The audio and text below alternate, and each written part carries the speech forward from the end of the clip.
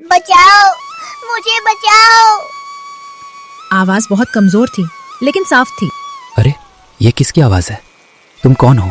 कहाँ से बोल रहे हो? बचाओ प्लीज हेल्प करो। मैं पेड़ की जड़ों के नीचे फंसा हूँ।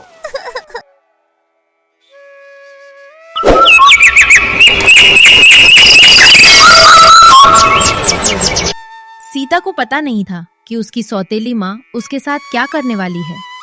सौतेली माँ चुपचाप उसे देख रही थी। उधर सीता स्कूल के खेल प्रतियोगिता की तैयारी कर रही थी, लेकिन सौतेली माँ मन ही मन सोच रही थी, सीता को पहाड़ी इलाके में घूमने के लिए ले जाऊंगी, वहीं जाकर मेरा काम पूरा होगा। इसकी माँ तो मर चुकी है और अगर ये रही तो सारा पैसा इसकी पढ़ाई में खर्च हो जाएगा। सीता, तुम्हारा कहीं घूमने जाने का मन नहीं करता? मन तो करता है माँ, लेकिन मुझे स्कूल की प्रतियोगिता की तैयारी पूरी करनी है। अगर तैयारी नहीं की तो मैं हार जाऊंगी। कोई बात नहीं, कल रविवार है, स्कूल बंद रहेगा। चलो हम सब पहाड़ी इलाके में घूमने चलेंगे, वहाँ बहुत अच्छी अच्छी जगहें हैं। सच माँ? कल तो वैसे भी बारी बहुत करते हैं। ठीक है, हम सुबह ही चलेंगे। मुझे तो अभी से इंतजार नहीं हो रहा। घूमने में बहुत मजा आएगा। ठीक है सीता बेटी, सुबह होते ही निकलेंगे। सुबह होते ही सौतेली माँ और सीता पहाड़ की ओर जाने लगी। रास्ता लंबा और घुमावदार था, लेकिन सीता के चेहरे पर उत्साह साफ दिखाई दे रहा था। धीरे धीरे चढ़ाई करते हुए वे पहाड़ के किनारे पहुंच गईं। चारों ओर हरियाली फैली हुई थी और नीचे का दृश्य अत्यंत मनोहारी लग रहा था। दोनों किनारे पर खड़ी होकर दूर तक फैली घाटियों और सुंदर नजारों को देखने लगी। सीता ये सब देखकर बहुत खुश हो गई थी। ये जगह कितनी सुंदर है। नीचे देखो, सब कितना शांत और प्यारा लग रहा है, जैसे सपनों की दुनिया हो। हाँ, बहुत सुंदर है, लेकिन असली नजारा तो थोड़ा और आगे है। चलो जरा किनारे तक चलते हैं, वहीं से सब कुछ और साफ दिखाई देता है। जैसे ही वे आगे बढ़ीं, सौतेली माँ ने पीछे से सीता को धक्का देने के लिए हाथ बढ़ाया ही था कि सीता घबराकर बोली, माँ आप क्या कर रही हैं? लेकिन सौतेली माँ मन ही मन हंसती हुई उसे जोर से धक्का दे देती है। सीता चीखते हुए नीचे की ओर गिरने लगती है। कोई मुझे बचाओ, कोई मुझे बचाओ! उसी समय उसकी आवाज एक तोते के कानों तक पहुंचती है। चीख सुनकर तोता तुरंत उसकी ओर उड़ता हुआ पास आ जाता है। अब रास्ता बिल्कुल साफ हो गया, न रहेगा कोई हिस्सा मांगने वाला, न किसी की पढ़ाई पर खर्च करना पड़ेगा। अगर सीता के पापा पूछेंगे तो कह दूंगी कि उसने ही मुझसे कहा था, माँ मैं दोस्तों के पास जा रही हूँ, और फिर वापस ही नहीं आई। इतना कहकर सौतेली माँ ने एक बार फिर चारों ओर नजर दौड़ाई। उसके चेहरे पर संतोष और चालाकी भरी मुस्कान थी। फिर वो धीरे धीरे पहाड़ से नीचे उतरने लगी और शांत कदमों से घर की ओर चल पड़ी। घर पहुंचकर सौतेली माँ बनावटी आंसू बहाने लगी। उसी समय उसका पति काम से वापस घर आया। सुमित्रा खाना ले आओ। और हाँ, सीता दिखाई नहीं दे रही है, वो कहाँ है? आज स्कूल बंद था, वो कह रही थी कि दोस्तों के साथ घूमने जाएगी, शाम तक आ जाएगी। धीरे धीरे शाम हो गई। दोनों इंतजार करते रहे, लेकिन सीता घर नहीं लौटी। पिता के चेहरे पर चिंता साफ दिखाई देने लगी। सुमित्रा, अभी तक सीता नहीं आई। सोचो तो सही, वो कहाँ गई है? किसके साथ गई है? वो दोस्तों के साथ गई थी, मुझे तो यही कहकर गई थी। लगता है दोस्तों के साथ कहीं चली गई होगी। तुम रो मत, तुम घर पर रहो, मैं अभी उसे ढूंढ कर लाता हूँ। उसके दोस्तों के घर जाकर पूछता हूँ। इतना कहकर सीता के पिता तुरंत घर से बाहर निकल पड़े। रात का अंधेरा गहराने लगा था और एक बेचैन पिता अपनी बेटी को ढूंढने निकल चुका था। कुछ देर बाद वो राजू के घर पहुंचा और दरवाजा खटखटाया। राजू बेटा, क्या सीता यहाँ आई है? वो सुबह से घर नहीं लौटी। तुम लोगों के साथ घूमने गई थी क्या? नहीं चाचा, सीता तो आज हमारे साथ नहीं थी। आज तो हम सब घर पर ही थे, वो यहाँ नहीं आई। राजू की बात सुनकर अपराजित के हाथ कांप उठे। लालटेन की लौ भी जैसे डर से थरथराने लगी। अब उसकी चिंता और भी बढ़ चुकी थी। राजू गहरी होती जा रही थी। कुत्तों के भौंकने की आवाज और हवा की सरसराहट माहौल को और डरावना बना रही थी। वो रास्ते में मिलने वाले हर व्यक्ति से सीता के बारे में पूछने लगा। भाई साहब, क्या आपने मेरी बेटी सीता को कहीं देखा है? वो सुबह से घर नहीं लौटी। नहीं अपराजित जी, हमने तो उसे कहीं नहीं देखा। क्या हुआ, सब ठीक तो है? वो कहकर गई थी कि दोस्तों के साथ जाएगी, लेकिन अब तक वापस नहीं आई। इतना सुनकर अपराजित का दिल और बैठ गया। लालटेन की धीमी रोशनी में उसका चेहरा चिंता से भर उठा। अब उसके कदम भारी हो चुके थे। निराश मन से वो धीरे धीरे वापस घर की ओर लौटने लगा। रात पूरी तरह गहरा चुकी थी। गांव की गलियां सुनसान थीं और एक पिता का दिल डर और अनहोनी की आशंका से कांप रहा था। कुछ ही देर में वो थके हुए कदमों से अपने घर के दरवाजे पर पहुंच गए।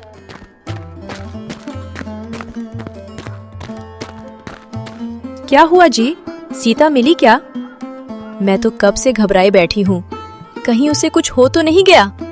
हे भगवान, मेरी बच्ची को सुरक्षित घर भेज दो। चुप हो जाओ सुमित्रा, रोने से कुछ नहीं होगा। सुबह होते ही मैं जंगल में जाऊंगा। जहां जहां संभव होगा हर जगह उसे खोजूंगा। मुझे विश्वास है मेरी बेटी जरूर मिलेगी।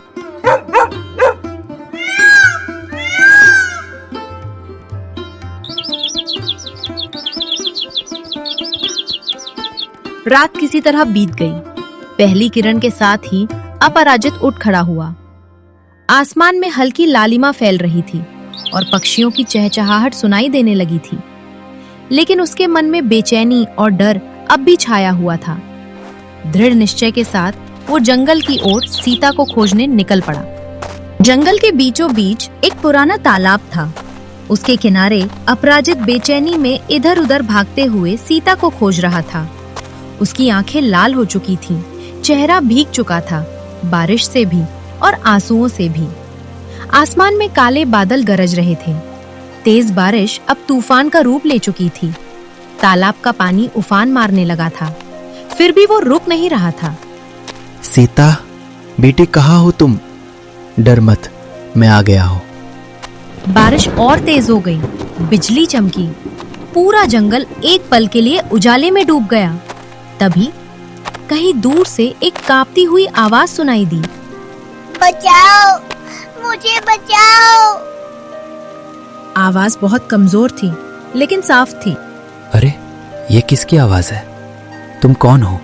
कहाँ से बोल रहे हो? बचाओ। प्लीज हेल्प करो। मैं पेड़ की जड़ों के नीचे फंसा हूँ। अपराजित का दिल जोर जोर से धड़कने लगा। वो सावधानी से आवाज की दिशा में बढ़ने लगा। कीचड़ में उसके पैर फिसल रहे थे। पेड़ों की जड़ें उभरी हुई थीं। हवा डरावनी सीटी बजा रही थी। जैसे जैसे वो पास पहुंचा, उसे एक बड़े बरगद के पेड़ की जड़ों के नीचे कुछ हलचल दिखाई दी। बारिश की धार उस जगह पर तेजी से गिर रही थी। अपराजित झुककर ध्यान से देखने लगा और उसका चेहरा सन्न रह गया। तेज बारिश के बीच अपराजित घुटनों के बल बैठ गया। बरगद की मोटी जड़ों के नीचे कोई उल्टा पड़ा था। वो जल्दी से कीचड़ हटाने लगा। जैसे ही उसने उस शरीर को सीधा किया, वो सन्न रह गया। वो एक घायल तोता था, पंख टूटे हुए, शरीर कांप रहा था। अपराजित की आंखें फैल गईं। अरे, ये तो तोता है, लेकिन अभी जो इंसान जैसी आवाज आ रही थी, वो किसकी थी? बारिश लगातार बरस रही थी। तोता दर्द से तड़प रहा था। अचानक उसने धीरे धीरे अपनी आंखें खोली और अपराजित की तरफ देखा।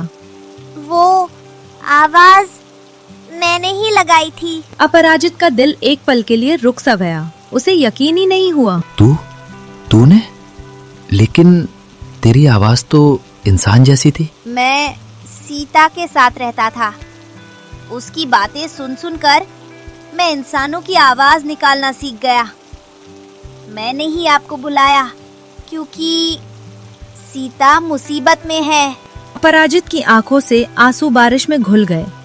वो वहीं भीगती जमीन पर बैठ गया। उसने तोते को अपने हाथों में उठा लिया। मेरी बेटी कहाँ है? सच बता दे, वो जिंदा है ना? तेली माँ, उसे पहाड़ से धक्का मैंने बचाया, लेकिन वो बेहोश है, पहाड़ के पीछे, गुफा के पास। बिजली जोर से कड़की। अपराजित के चेहरे पर गुस्सा और दर्द साफ दिखाई दे रहा था। अब उसे सब समझ आ रहा था। लेकिन पहाड़ के पीछे की गुफा, वो जगह बहुत खतरनाक मानी जाती थी, जहां लोग जाने से डरते थे, और वहीं उसकी बेटी बेहोश पड़ी थी। बारिश रुक चुकी थी। जंगल में चारों ओर सन्नाटा था। अपराजित ने घायल तोते को संभाला। तोता धीरे धीरे उड़ते हुए पहाड़ी की गुफा की ओर उसे ले गया। गुफा के अंदर हल्की सी रोशनी आ रही थी। वहीं जमीन पर सीता बेहोश पड़ी थी। अपराजित ने जैसे ही उसे देखा, वो चौंक गया और घबराकर उसकी ओर दौड़ा।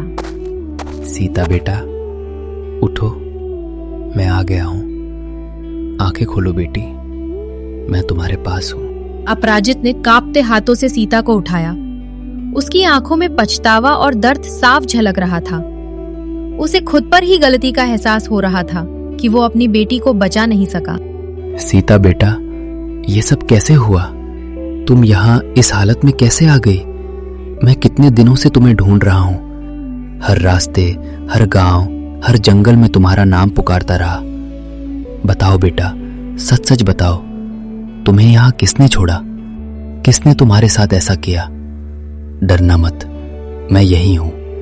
जिसने भी तुम्हें दर्द दिया है, मैं उसे छोड़ूंगा नहीं, बिल्कुल नहीं। पापा, मैं आपको बहुत याद कर रही थी।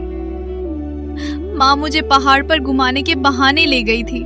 फिर अचानक उन्होंने मुझे पीछे से धक्का दे दिया। मैं चिल्लाती रही, पापा बचाइए, लेकिन कोई नहीं आया। अगर वो तोता मुझे सहारा ना देता, तो शायद मैं आज जिंदा नहीं होती। सच अब सामने आ चुका था। एक पिता का विश्वास और एक बेटी की पुकार आखिरकार मिल ही गई। अब अपराजित की आंखों में आंसू नहीं, बल्कि न्याय की आग जल रही थी। तीनों पहाड़ी गुफा से घर की ओर आने लगे। घर पहुंचकर अपराजित ने अपनी पत्नी से कहा, सुमित्रा, अब मुझे सब सच पता चल चुका है। क्या पता चल गया? क्या सीता मिल गई? एक शब्द और मत बोलना। तूने मेरे साथ धोखा किया है। अभी चुपचाप मेरे घर से निकल जाओ। मैंने क्या किया है? मैंने कुछ नहीं किया। सीता तो दोस्तों के साथ गई होगी, शायद कहीं भाग गई हो। सीता, अंदर आओ। सीता जैसे ही अंदर आई, सुमित्रा उसे देखकर चौंक गई।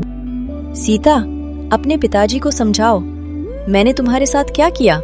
तुम तो दोस्तों के साथ गई थी, फिर वापस कैसे आ गई? चुप रहो, मैंने कहा था ना, अब झूठ मत बोलो। मुझे माफ कर दो, मुझसे गलती हो गई।